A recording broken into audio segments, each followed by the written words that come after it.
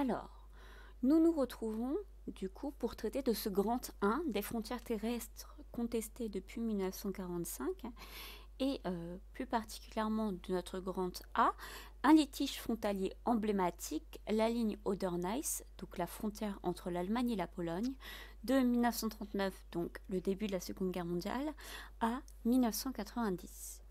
Et normalement, si vous avez cette vidéo, c'est que vous avez déjà réalisé l'activité que je vous ai donnée justement sur cette frontière germano-polonaise. Donc on ne va pas avoir de correction à proprement parler de la synthèse que je vous avais demandé de faire. Cependant, je vais revenir avec vous sur les documents que je vous ai présentés pour qu'on en discute un petit peu dans cette vidéo. Alors, donc dans ce dossier, vous avez tout d'abord un document qui n'en est pas réellement un, d'accord, mais tout simplement quelques dates qui me semblaient importantes de vous transmettre pour que vous compreniez un petit peu le cadre global, d'accord, des contestations, mais aussi voilà, des accords qui ont été faits autour de cette frontière germano-polonaise. Alors ces dates, donc elles vont de 1945 jusqu'à 1991, puisque c'est à peu près la période sur laquelle ça nous intéresse. Cependant, pour bien comprendre tout ça, on va venir à des dates un peu antérieures, notamment 1939. Mais voilà, donc déjà on va commencer avec 1945. Donc 1945, on a la conférence de Potsdam entre Churchill, Truman et Staline, donc les chefs dirigeants des Alliés lors de la Seconde Guerre mondiale. D'accord ? Ils se réunissent à Potsdam et là, donc on est en juillet 45, après la guerre, sauf bien évidemment pour les Japonais qui n'ont pas encore capitulé, d'accord.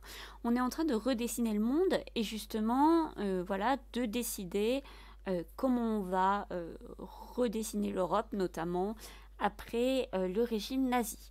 Et donc à ce moment-là, on va choisir comme frontière provisoire entre l'Allemagne et la Pologne, la ligne Oder-Neisse, d'accord. Cette ligne Oder-Neisse, c'est la frontière qui va rester pendant très longtemps, d'accord. En 1950, la RDA, donc la République démocratique allemande, qui correspond à l'Allemagne de l'Est, va reconnaître la frontière polonaise sur la ligne Oder-Neisse, donc ce qu'ils appellent la frontière de l'amitié. On reviendra un petit peu là-dessus parce que y a des raisons évidentes sur la reconnaissance de cette frontière. La RFA, donc la République fédérale d'Allemagne, qui est plutôt l'Allemagne de l'Ouest, elle va refuser de reconnaître cette frontière et va réclamer sa révision.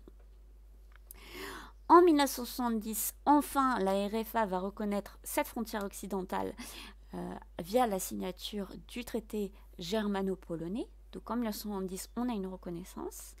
Et cette reconnaissance, elle va vraiment être reconnue qu'en 1990, avec le traité de Moscou, qui va en fait justement reconnaître le tracé de la frontière entre l'Allemagne et la Pologne après la réunification allemande.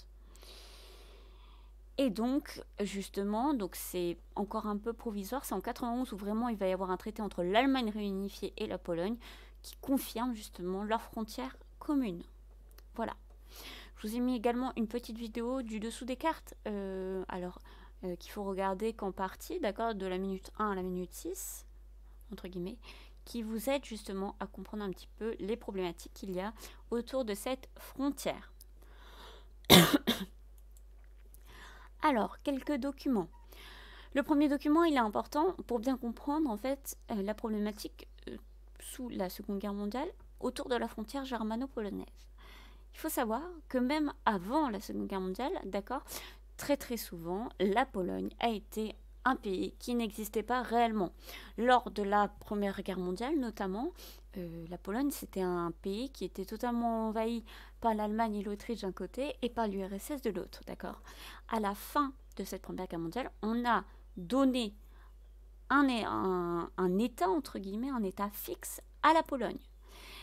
C'est ce que vous avez sur la carte au niveau de 1938. Donc on voit qu'à cette époque, la frontière que vous voyez ici, entre la Pologne et l'Allemagne, n'était pas la frontière de la ligne Oder-Neisse. D'accord ? En 1939, vous savez, ce qui a débuté la guerre, c'est bien évidemment l'invasion de la Pologne en septembre 1939 par l'Allemagne. Donc c'est exactement ce qu'ils vont faire et ce que vous allez voir. Et très rapidement, en réalité, comme vous pouvez le voir, d'accord, on va avoir non plus une frontière entre la Pologne et l'Allemagne, mais en fait tout simplement une frontière entre l'Allemagne et l'URSS, donc l'URSS qui va récupérer une partie de la Pologne plutôt minime et l'Allemagne le reste, tout simplement parce que c'était une des clauses du traité, enfin du pacte de non-agression germano-soviétique. Donc vous savez, Staline et Hitler avaient signé un pacte de non-agression où voilà, Staline du coup refusait d'entrer en guerre contre Hitler en échange de certaines choses. Donc voilà, une non-agression mutuelle, mais également des territoires dont la Pologne. Et en 1945, donc à la fin de la guerre, on voit d'accord, que la Pologne est reconstituée en tant qu'État, qu'elle a récupéré beaucoup de territoires de l'URSS, mais aussi, d'accord, a récupéré énormément de territoires allemands. Donc voilà, c'est là où on va résider, d'accord, ce conflit, puisque on va arriver à une frontière qui est la ligne Oder-Neisse. Et si vous regardez de 1938, donc avant la guerre, bah, au final, ils ont gagné du terrain sur l'Allemagne, beaucoup de terrain sur l'Allemagne. Et donc, voilà. Ça, c'est une des raisons aussi du fait que ça va être très compliqué de faire valoir la ligne Oder-Neisse au début pour les Allemands. Donc, vous aviez un petit texte sur ce que je vous ai expliqué, sur les raisons notamment qui ont fait que Harry Truman, Winston Churchill et Joseph Staline ont choisi la ligne Oder-Neisse, d'accord, comme frontière entre la Pologne et l'Allemagne, d'accord. Et surtout, ils font référence aux populations qui vivaient dans les différents espaces. C'est-à-dire qu'on va avoir énormément de populations allemandes qui vivaient dans la Pologne en 1945, qui vont devoir retourner en Allemagne, d'accord, qui vont devoir se réfugier en Allemagne, et inversement, d'accord, des populations polonaises qui vont devoir revenir dans leur pays. Donc voilà, ce texte, il développait pas mal cette question-là, qui était relativement intéressante.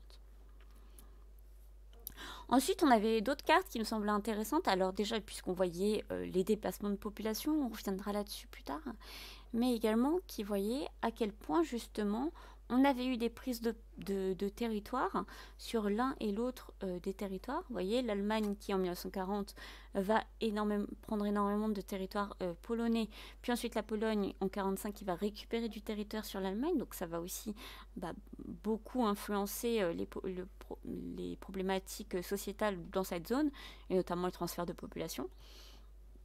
Et vous voyez, notamment en 1990, justement cet équilibre qui est trouvé avec un ensemble de régions transfrontalières qui vont plutôt, on va dire, s'organiser ensemble, voilà, trouver une forme de cohabitation et une forme de dynamique, mais également, on voit bien encore qu'à l'époque, en 90, ce qui n'est plus le cas maintenant, d'accord, on a vraiment une frontière qui se dresse entre la Pologne et l'Allemagne, également par l'appartenance à la communauté économique européenne de l'Allemagne et non pas encore de la Pologne. Donc voici pour ce document. Ensuite, on avait un autre document sur justement qui parlait justement du refus de la RFA, donc la République fédérale d'Allemagne, de reconnaître la ligne Oder-Neisse. Alors pourquoi est-ce qu'ils refusent de la reconnaître, contrairement à la RDA, on va en reparler, d'accord, mais c'est parce que la RFA veut absolument favoriser une réunification de l'Allemagne, d'accord, et ils n'imaginent pas cette réunification de l'Allemagne en imputant certains territoires, puisque je vous rappelle que certains territoires allemands ont été récupérés par la Pologne. Donc, ils ne veulent pas, d'accord, reconnaître cette frontière parce que ça voudrait dire reconnaître la perte de territoire et reconnaître potentiellement, d'accord, le fait que l'Allemagne est bien divisée, l'Allemagne est bien, entre guillemets, entre deux blocs. Et ils veulent absolument pas, eux, dans la politique de la RFA, d'accord, dans leur position, c'est de maintenir à tout prix l'idée que l'on doit se réunir réunifiée.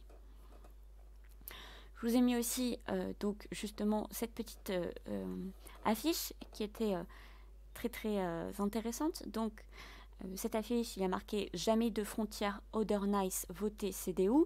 Donc la CDU, c'est un parti de la RFA qui est plutôt qui est le parti chrétien-démocrate, d'accord.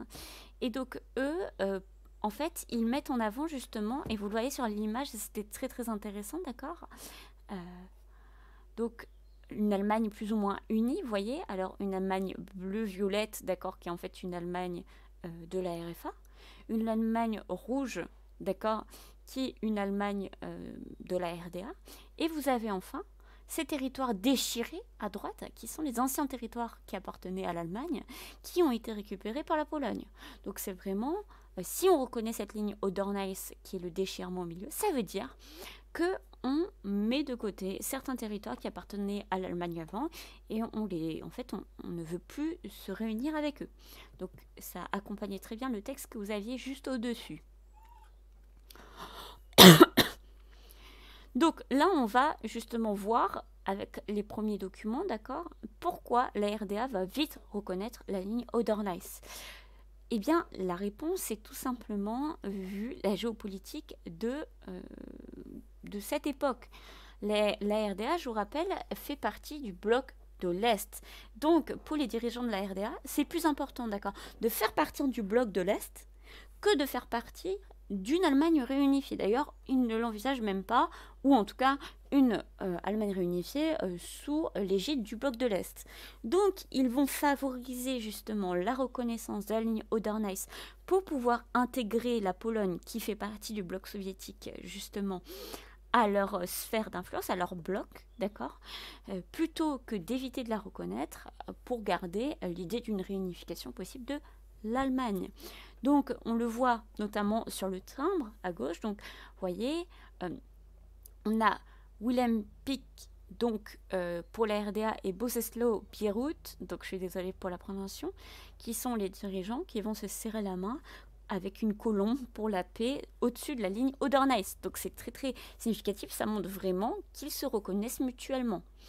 D'un autre côté, vous avez justement voilà, les armoiries de la RDA et de la Pologne, côte à côte, d'accord, sur un timbre. Donc ça montre réellement, d'accord, justement, cette alliance qui va se faire entre les deux puissances et qui va énormément embêter au départ, d'accord, la RFA. Il faut savoir que la RFA, du coup, va rapidement basculer, va se rendre compte que, du coup, s'ils ne reconnaissent pas la ligne Oder-Neisse, ils vont vraiment mettre un terme à toute réunification allemande avec la RDA, en fait. Donc, c'est même pas plus question des territoires qui sont des territoires polonais. Vraiment, on vise la RDA avant tout. Donc, c'est problématique. Alors, il y a quelques phrases en ce texte, si vous l'avez bien lu, qui sont importantes, notamment cette phrase-ci. Cela veut dire que nous devons partir du principe de l'inviolabilité des frontières. Donc, d'accord, reconnaître des frontières existantes ne signifie pas qu'on veuille les cimenter. Donc, elle est très intéressante cette phrase. C'est-à-dire que ils savent que ces frontières, elles sont inviolables puisqu'elles ont été reconnues de manière internationale après la Seconde Guerre mondiale. Donc, ils plus ou moins admettent qu'ils vont devoir eux-mêmes reconnaître ces frontières. Le problème, c'est que ce qu'ils expliquent bien en disant ne signifie pas qu'on veuille les cimenter, c'est-à-dire qu'ils sont quand même pas d'accord pour garder ces frontières pour plus tard, mais ils sont conscients qu'ils vont devoir les reconnaître pour pouvoir justement en débattre. D'accord. Et vous lisez le reste du texte, vous voyez que aussi le désir, c'est de bâtir une paix durable et donc de ne plus tout le temps se disputer autour de cette frontière. Enfin, on avait un dernier document, donc c'était le document qui allait permettre de faire le traité de Moscou, donc le traité justement qui reconnaît officiellement la ligne Oder-Neisse comme, voilà, comme véritable frontière entre l'Allemagne et la Pologne. Et donc on voit justement que petit à petit, en fait, on est conscient, d'accord, que ce n'est pas parfait, que cette frontière n'est pas parfaite, puisque justement, on garde encore des populations allemandes qui vivent en Pologne, mais on reconnaît en fait justement l'intangibilité, l'inviolabilité de cette frontière qui a été signée et reconnue depuis longtemps. Et du coup, voilà, on reconnaît que la paix va être durable et qu'on ne va pas vouloir chercher de territoires à récupérer des territoires sur cette Pologne. Et tout ça débouche sur un dernier document que je vous montre et qui est important, c'est que la reconnaissance justement de cette frontière a permis dès 1991, d'accord, d'établir en fait ce qu'on appelle une eurorégion. Donc on avait déjà parlé de ces eurorégions, notamment au niveau de l'Allemagne, notamment au niveau de l'Espagne avec la France. Mais là également, on va avoir une eurorégion qui va se fonder justement dans cette région justement, entre l'Allemagne à gauche, la Pologne à droite. Alors plutôt l'Allemagne à l'ouest, la Pologne à l'est et au sud la République tchèque, ce qui va être vraiment un facteur de dynamisme économique dans des puissances qui sont des puissances anciennement soviétiques et qui ont besoin aussi à ce moment-là de se reconstruire économiquement parlant. Ça va même favoriser globalement, d'accord, l'intégration de la Pologne en Europe, puisqu'en 2007, la Pologne va intégrer justement l'espace Schengen. Donc on est vraiment d'accord dans une intégration qui va se faire juste après la reconnaissance de cette ligne Oder-Neisse. Donc voilà pour les petits documents que je voulais vous montrer. Donc on va revenir à notre PowerPoint et je vais vous montrer quelques documents, revenir sur quelques points. Donc tout d'abord, on revoit nos cartes de 1938 à 1939 et 1945. Donc, ce qu'il faut savoir, c'est que la Pologne, elle a disparu de la carte européenne, mais ça je vous l'ai déjà dit, durant la Seconde Guerre mondiale. Les Allemands, ils occupent absolument l'ouest de la Pologne et les Russes l'est à la suite du pacte de non-agression germano-russe. Donc on est vraiment sur une disparition de la Pologne. Après la guerre, la Pologne, elle va renaître sur les cartes, mais elle est un peu décalée vers l'ouest, c'est ce que je vous ai expliqué, d'accord, elle est décalée vers l'ouest, donc l'URSS a récupéré quand même un bon territoire, mais par contre, la Pologne a récupéré beaucoup de territoire allemand, ce qui va aussi encourager, si vous voulez, justement, tout le débat autour de cette frontière et les tensions. La frontière entre l'Allemagne et la Pologne, elle est fixée par la conférence de Yalta. Elle suit le cours de l'Oder et son affluent la Neisse. Donc en fait, c'est basé sur une frontière plus ou moins naturelle. Et c'est pour ça qu'on va l'appeler la ligne Oder-Neisse en fait. Et elle mesure 472 km. Donc c'est quand même une bonne frontière, qui reste une frontière beaucoup moins importante que la frontière qu'on avait avant la Seconde Guerre mondiale.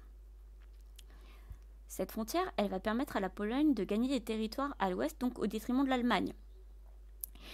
Et ça, c'est justifié aussi par les alliés, d'accord, qui ont fait la conférence de Yalta, mais également la conférence de Potsdam, par le fait que la Pologne, elle a payé vraiment un lourd tribut du fait de la guerre. On a plus de 6 millions de morts, sachant que pratiquement toute la population juive de Pologne a été anéantie, a été exécutée, d'accord, par les différents camps de mise à mort qui sont surtout présents sur le territoire polonais lors de la Seconde Guerre mondiale, mais également via les ghettos, d'accord, notamment le ghetto de Varsovie. Donc, ça permet également donc, de compenser ces pertes, un petit peu voilà, en reconnaissance, mais également de compenser les pertes de l'Est, puisque l'URSS a perdu énormément, la Pologne a perdu énormément de territoires qu'ils ont cédés à l'URSS. Donc c'est à cette époque-là qu'on va un peu qualifier la situation de la Pologne d'état sur roulette, tout simplement puisque au gré des paix, des guerres, etc., les frontières vont sans cesse changer, soit à l'est, soit à l'ouest, et donc on a cette espèce de roulement de la Pologne qui n'a jamais réellement un territoire fixe. Donc c'est très intéressant. Comme je vous l'ai dit, ça va entraîner énormément de déplacements de population, des déplacements qui sont très importants, puisqu'on va avoir des Allemands qui vont être expulsés de cette nouvelle Pologne, d'accord, mais aussi des Polonais qui vivaient à l'Est, sur des régions qui sont devenues soviétiques, qui vont chercher à rejoindre la Pologne. Donc, la problématique, d'accord, c'est justement qu'il va y avoir de grands mouvements de population et ces populations vont se retrouver un peu du jour au lendemain sans grand-chose. Donc vous voyez sur cette image, on est sur un camp d'accueil pour les réfugiés allemands en provenance de Pologne, en Bavière en 1950. Et donc on voit dans ce camp la promiscuité, un peu la pauvreté aussi, parce que du coup ils partent sans rien. Et ça va créer aussi des problèmes sociétals, d'accord, comment reloger ces personnes, leur donner un emploi, etc. Donc je vous ai mis une carte, je vous invite à la regarder plus en détail si elle vous intéresse. Mais ce qui était très important selon moi sur cette carte, c'était justement les mouvements de population. Donc on voit qu'on a de très gros mouvements de population puisqu'on va avoir 8,5 millions d'Allemands qui vont être expulsés de Pologne de différents endroits, donc notamment de Poméranie, de Haute-Silésie principalement, quelque peu du centre de la Pologne, alors du centre nord, puisque en fait vous vous souvenez notamment que on avait que l'Allemagne possédait justement la Prusse orientale et le corridor de Gdansk. Donc justement, il y a énormément de population allemande dans cette ancienne région allemande qui vont devoir justement se réfugier en Allemagne. Et inversement, puisque vous voyez, on va avoir des populations de Polonais qui vont se déplacer, alors soit parce qu'ils vivaient dans des régions à l'est qui vont devoir rejoindre la Pologne, soit tout simplement puisqu'ils ils vivaient par exemple au sud de la Pologne temporairement puisqu'ils avaient fui pendant la guerre, même avant la guerre, les régions allemandes, qui vont rejoindre leur région d'origine. Donc on a énormément de déplacements de population. Pour les Polonais, c'est 5,5 millions. Donc, en 1949, juste après la guerre, l'Allemagne, elle est séparée en deux, donc avec la RFA à l'ouest et la RDA à l'est. Ça, je vous en avais déjà parlé. La RDA, elle est la première concernée, c'est ce dont on a parlé, puisque c'est elle qui est directement frontalière avec la Pologne. Et donc, elle va reconnaître relativement tôt cette frontière, la ligne Oder-Neisse, qui est fixée à Potsdam. D'accord ? Donc, je vous ai rappelé, la Pologne et la RDA sont toutes deux dans le bloc soviétique à l'est du rideau de fer. Donc c'est normal, entre guillemets, qu'ils se reconnaissent pour faire partie d'un seul bloc. La RFA, elle, ne va pas reconnaître. Et sur le principe, on pourrait dire justement, c'est peut-être la première réaction que vous avez, que au final, elle n'était pas concernée par cette frontière puisqu'elle ne l'a pas, elle n'est pas frontalière de la Pologne. Cependant, comme je vous l'ai dit, la RFA souhaite la réunification de l'Allemagne et elle n'a pas accepté justement les mesures fixées aux conférences à la fin de guerre, puisque justement, ils ne veulent pas cette perte de territoire, notamment la Haute-Silésie, etc., ou la Poméranie, au profit de la Pologne. Bien évidemment, comme vous le savez, les Allemands n'ont pas été invités à ces conférences, que ce soit la conférence de Yalta ou la conférence de Potsdam, donc ils voient ça un petit peu de manière injuste, comme si des puissances extérieures avaient décidé pour eux. En 1970, résultat de l'Ostpolitik, d'accord, le chancelier allemand Willy Brandt, donc le chancelier allemand de la RFA, d'accord, il va mener cette Ostpolitik qui est une politique d'ouverture, d'accord, vers l'Est, et donc vers la RDA et vers la Pologne. Et donc c'est à ce moment-là où on va reconnaître cette ligne Oder-Neisse que vous avez vu dans le texte du dossier.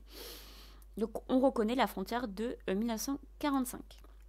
Donc vous avez cette photographie de Willy Brandt, d'accord, Willy Brandt, alors Willy Brandt, je le prononce toujours très mal. Donc Willy Brandt qui est à genoux à Varsovie, donc c'est devant un mémorial de la Shoah. Donc vous voyez, il va se recueillir, puisque vous le savez, la Pologne, ça a quand même été un des pays les plus touchés par la Shoah, par le massacre perpétré par les nazis. Et du coup, voilà, il se recueille à genoux et ça montre aussi le désir de préserver la paix entre les pays, entre justement l'Allemagne et la Pologne. Cette ligne Oder-Neisse, du coup, comme je vous l'ai dit, elle sera confirmée en 1990 au moment de la réunification allemande par le traité de Moscou et par tout simplement les lois qui ont été votées au Bundestag à cette période. Les deux pays, peu à peu, ils vont aussi envisager une coopération économique transfrontalière, donc c'est aussi l'euro-région qui va naître, d'accord? Et l'Allemagne va ensuite soutenir la candidature de la Pologne dans l'Union européenne.